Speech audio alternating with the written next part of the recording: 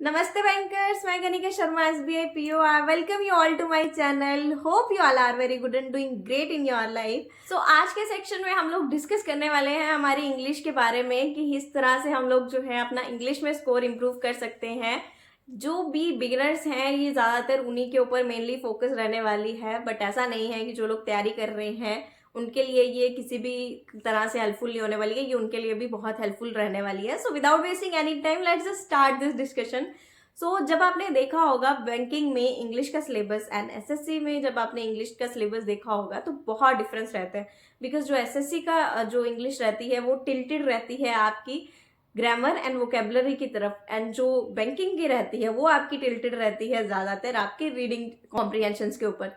तो आपको क्या करना चाहिए, सबसे पहली जो आपको चीज़ करनी है इंग्लिश में जब भी आप बिगेन करने वाले हैं अपनी तैयारी को, वो ये है कि आपको जो है अपनी रीडिंग बहुत ज़्यादा करनी है इंग्लिश की। डेली आपको क्या करना है, कोई ना कोई आर्टिकल अगर आप न्यूज़पेपर का पढ़ना चाहते हैं वो पढ़ लीजिए, गूगल में ही सिर्फ सिंपली सर्च कीजिए, और जब आप कोई न्यूज़ भी पढ़ रहे हैं वो भी आप क्या करिए, ट्राई कीजिए कि आप इंग्लिश में उसको पढ़ें।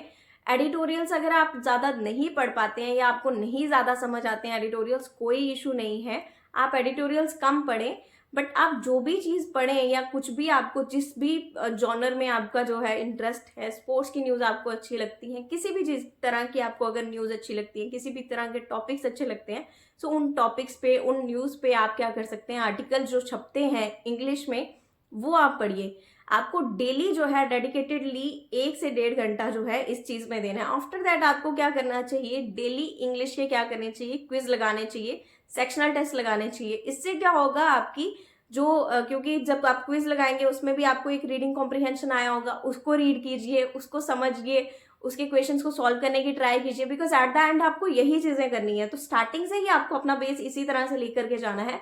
सो जितने आप रीडिंग कॉम्प्रिहेंशंस करेंगे या जितनी आप रीडिंग करेंगे, जितने आप क्विज लगाएंगे, जितने आप सेक्शनल टेस्ट लगाएंगे, उतनी आपकी क्या होगी, डे बाय डे आपकी इंग्लिश इंप्रूव होना स्टार्ट होगी। ये चीज़ आप खुद में ऑब्जर्व करेंगे। इनिशियली आपको बहुत दिक्कत आएगी, मैं मान रही हूँ, बहुत दिक्कत आती भी है, मेरे साथ भी यही चीज़ें हुई हैं। ऐसा नहीं है कि आप अकेले होंगे जिनके साथ ऐसा होने वाला है, सबके साथ होता है, इट्स वेरी नॉर्मल। कुछ मतलब कोई भी इंसान जो होता है स्कॉलर नहीं होता है, हर इंसान को स्कॉलर बनना पड़ता है, या हर इंसान जो है ट्राई करता है, इम्प्रूव करता है।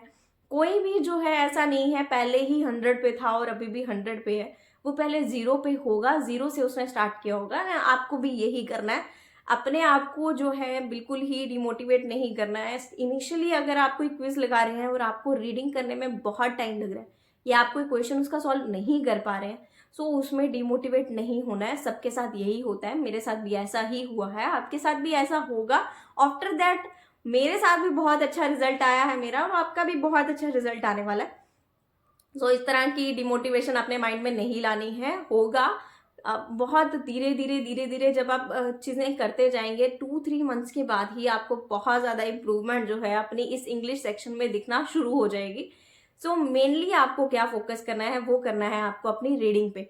आफ्टर दैट जब आप धीरे धीरे आर्टिकल्स वगैरह अपनी मतलब जो आपको फेवरेट है, जो अच्छी चीज़ें लगती हैं वो आप रीड करते हो, धीरे धीरे आपकी जब अंडरस्टैंडिंग इंक्रीज होने लगती है, उसके बाद आपको क्या करना चाहिए, अपना एडिटोरियल्स की तरफ जो है शिफ्ट होना चाहिए।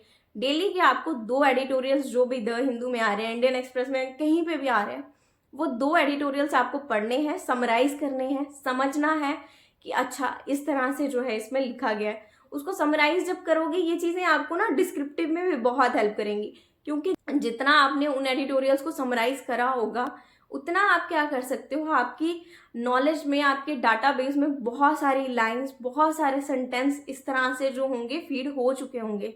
सो जब भी आपको कभी कोई भी टॉपिक डिस्क्रिप्टिव में भी आएगा, वो चीज़ आपको तब भी हेल्प करने वाली है।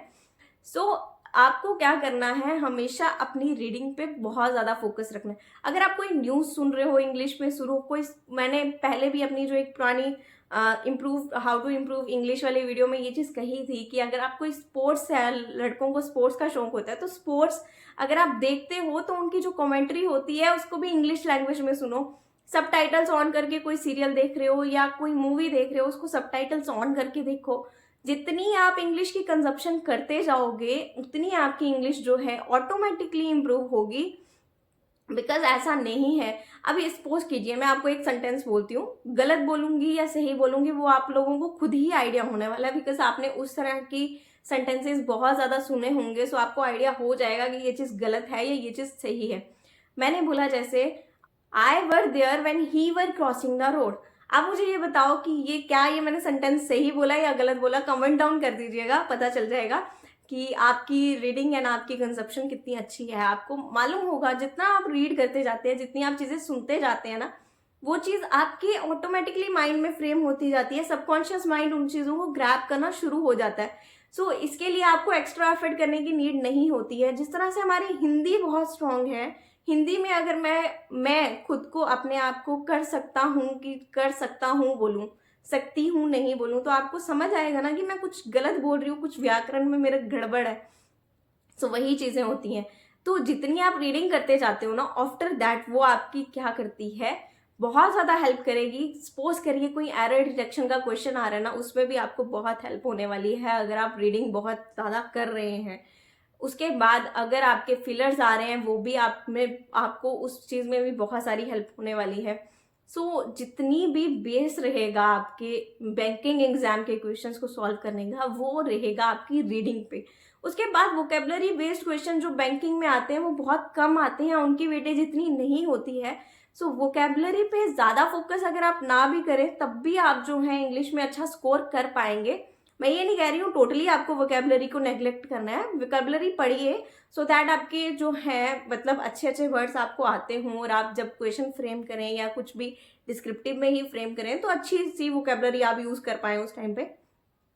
बट आपको क्या करना चाहिए, ज़्यादा आपको फोकस अगर आप रीडिंग पे करेंगे तो उसके बाद आपकी एरर डिटेक्शन और आपके फिलर्स, ये सब चीज़ें भी, क्लोज टेस्ट वगैरह, ये सब चीज़ें भी आपकी ऑटोमेटिकली जो है इम्प्रूव होंगी। इनमें भी आप जो अच्छा स्कोर करना शुरू हो जाएंगे। एंड ऑफ कोर्स है नेचुरली आपके रीडिंग कॉम्प्रिहेंशन तो अच्छी होने ही वाली है। एंड इन द एंड अगर मैं बात करूं आपकी ग्रामर सेक्शन की, तो ग्रामर सेक्शन के लिए मैं आपको एक ही सोर्स बताऊंगी, वो इनफ रहने वाला है आपका। वो है 120 golden rules by Namisha Bansal ma'am. उतना कर लो, वो रूल्स कर लो, उनकी नोटबुक प्रॉपरली बना लो, हर एक रूल को नोट डाउन कर लो, एंड उसके बेसिस पे आप क्वेश्चन सॉल्व करो या कुछ भी सॉल्व करो, क्विजेस लगाओ, तो आप देखोगे कि उन्हीं रूल्स के अकॉर्डिंगली, उन्हीं रूल्स के जो है आसपास जो है सारे क्वेश्चंस घूमते हैं, उन्हीं रूल्स के ऊपर जो है एरर डिटेक्शन पूछे जाते हैं, उनसे बाहर कुछ नहीं पूछा जाता है। सो इस तरह से आप क्या कर सकते हो, अपनी इंग्लिश को बहुत ज़्यादा इंप्रूव कर सकते हो।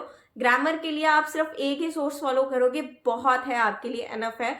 120 rules by Namisha Bansal ma'am search कर लीजिएगा, यूट्यूब पे मिल जाएंगे। डेली की आप उनकी क्लास लगाइए, आपके रूल्स भी अच्छे से कवर हो जाएंगे। नोटबुक में नोट डाउन कीजिए, हर एक वीडियो देखते जाइए, नोटबुक पे नोट डाउन करते जाइए। कुछ वीडियोस होंगी उनकी मंथ में या फिर विद इन 45 डेज आपकी जो है वो वीडियोस भी खत्म हो जाएंगी। एंड रूल्स आपने अच्छे से नोट डाउन करके रखने हैं, उन रूल्स को क्या करना है, बार बार रिवाइज करना है। बस इतना कर लोगे, आपकी इंग्लिश जो है नो डाउट इम्प्रूव होगी ही होगी।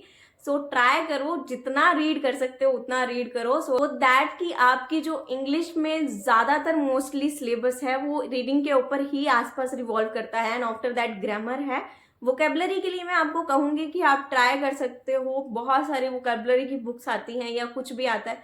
बट मैं ये कहूँगी कि जब आप एडिटोरियल पढ़ते हो, उसमें अगर आपको कोई न्यू वर्ड दिखता है, अगर आप वो वर्ड समझ पा रहे हो ना, मतलब जब आप सेंटेंस पढ़ रहे हो, नया वर्ड है बेशक, पर आप उसको कॉम्प्रीहेंड कर पा रहे हो, सो जिस हिसाब से उसका मीनिंग बन रहा है वो ही मीनिंग नोट डाउन कर लो, या फिर गूगल में सर्च कर लो कि इसका एग्जैक्ट मीनिंग क्या होता है, लिटरल मीनिंग क्या होता है। सो इस तरह से आप वोकेबलरी भी अपनी इंप्रूव कर सकते हो। बट इनिशियली आपको 2-3 मंथ्स में सिर्फ रीडिंग पे फोकस करना है। सेक्शनल टेस्ट जितने लगा सकते हो इंग्लिश के वो लगाओ, क्विज जितनी लगा सकते हो इंग्लिश की वो लगाओ, बहुत ज़्यादा हेल्प होएगी उससे। सेक्शनल टेस्ट, क्विज, और ये आपका बहुत बड़ा सेवियर जो है इंग्लिश सेक्शन में जो है प्रूव होने वाला है। सो मेरी तरफ से सिर्फ यही सब एडवाइसेस रहेंगी। होप कि अगर आप ये सब फॉलो करेंगे डेफिनेटली आप लोगों का स्कोर इंक्रीज होगा। So hope it will help you all. So that's all from my side. Hope you like this video. Do like, share, comment and subscribe. Thanks for watching.